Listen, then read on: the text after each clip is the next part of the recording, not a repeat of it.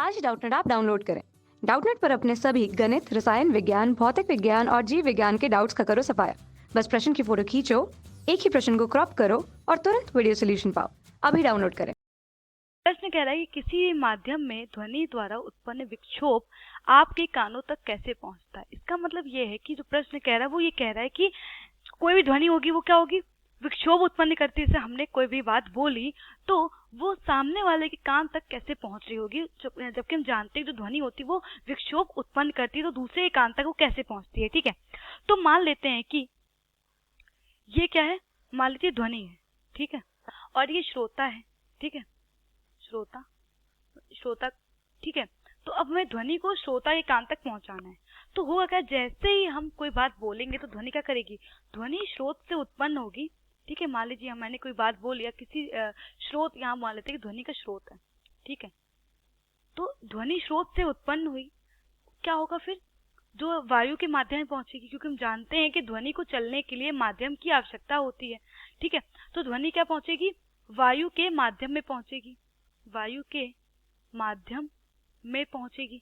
ठीक है, तो जैसे ही वायु के माध्यम में पहुंचेगी तो क्या होगा, कंपन करने वाले की कोई भी वस्तु, कंपन करने वाले कोई भी वस्तु, जैसे कि हम जानते हैं कि कंपन करने वाली कोई भी वस्तु अपने चारों ओर के माध्यम में, अपने जो चारों ओर के जो माध्यम में उत्पन्न कण होते हैं उन सबको कंपित कर देती है। अब देखो हम जानते हैं कि ध्वनि क्या होती है, एक प्रकार का कंपन ही होता है। ठीक है, तो अब ध्वनि कंपन है और कंपन वायु में पहुंचा है।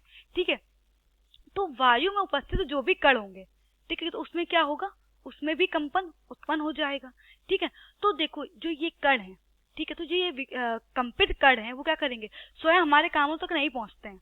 जो ये कण होते हैं, मान लीजिए यहाँ पर कोई ध्वनि उत्पन्न हुई और तो यहाँ के जो कण होंगे वो क्या हो जाएंगे, कंपित हो जाएंगे। तो आपको क्या लगता है जो ये कण होंगे वो हमारे कान तक पहुंच जाएंगे, वो श्रोता के कान तक पहुंच जाएंगे? ऐसा नहीं होता है। अब देखते हैं कि ये हमारे कान तक जो पहुंचने की जो ये प्रक्रिया है वो कैसे हो रही है। ठीक है, तो अब देखो यहाँ पर जो ये कण कंपित हुए थे, ठीक है, तो इन्होंने क्या करा, इन्होंने क्या किया, जैसे ही इनके संपर्क में जो कण आए, मान लीजिए ये कण कंपित हुआ था, इसके संपर्क में अब जो ये कण आने वाले हैं तो ये क्या हो जाएंगे, जो ये निकट के जो कण होंगे वो कैसे हो जाएंगे, इनको एक तो विस्थापित कर देगा, वो विस्थापित करने के बाद जो प्रारंभिक कण होंगे वो क्या हो जाएंगे, अपनी मूल अवस्था में आ जाएंगे। ठीक है, इन देखो जो ये कण थे इन्होंने क्या करा, इसको जो ये यहाँ के कण थे इनको विस्थापित कर दिया और फिर क्या हो गए, अपनी मूल अवस्था में। देखिए जो ये सेकेंड वाला डायग्राम है, थर्ड वाला डायग्राम, उसमें देखो दिख रहा है कि पहले कण यहाँ पे था, अब जो ये कंपित कण था वो यहाँ पे आ गया और इतने कणों को क्या करा, विस्थापित कर दिया। ठीक है, प्रारंभिक अवस्था में आ गया और देखो जो ये इतने कण थे इनको क्या हो गया, इसको इन्होंने विस्थापित कर दिया है। ठीक है, तो अब क्या हो रहा है, विस्थापित करने के बाद फिर क्या होगा, जैसे ही ये कण यहाँ पे आ जाएगा, जैसे ही कण यहाँ पे आ जाएगा, ठीक है, तो देखो अब यहाँ से यहाँ पहुंचा तो क्या होगा, फिर से वो अपनी मूल अवस्था में आ गया है। ठीक है, और अब इसने क्या करा, जो आगे के कण है उनको फिर से विस्थापित कर दिया, आगे कण को विस्थापित कर दिया और बार बार विस्थापित होने के बाद, जो आगे कण को विस्थापित करने के बाद अपनी मूल अवस्था में वो क्या कर रहा है, लौट आ रहा है। ठीक है, तो यह प्रक्रिया कब तक चलेगी, यह प्रक्रिया तब तक चलेगी जब तक माध्यम में विक्षोभ आगे बढ़ता रहेगा।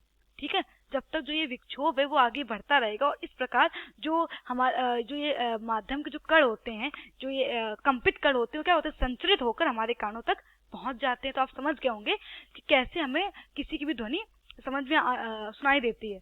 तो देखिए मैंने लिखा हुआ है कि तरंग एक प्रकार का विक्षोभ है, मतलब जो हमारी ध्वनि वो क्या तरंग है, और तरंग क्या एक प्रकार का विक्षोभ है जो वायु के माध्यम से गति करती है। और जो माध्यम में जो कण होते हैं वो क्या करते हैं, जो ये कंपित करते हैं, उन्होंने क्या करा, माध्यम के जो निकटवर्ती कण थे इनको भी कंपित करी और इनमें गति उत्पन्न कर दी।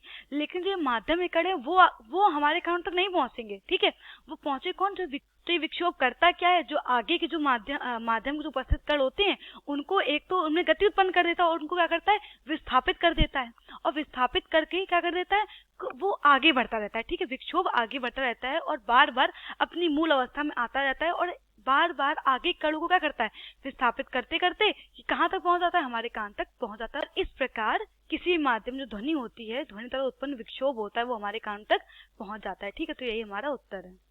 कक्षा 6 से 12वीं से लेकर नीट, IIT, JEE वो एडवांस के लेवल तक 1 करोड़ से ज्यादा छात्रों का भरोसा। आज ही डाउनलोड करें डाउटनेट ऐप या व्हाट्सएप करें अपने सारे डाउट्स 8400 400 400 पर।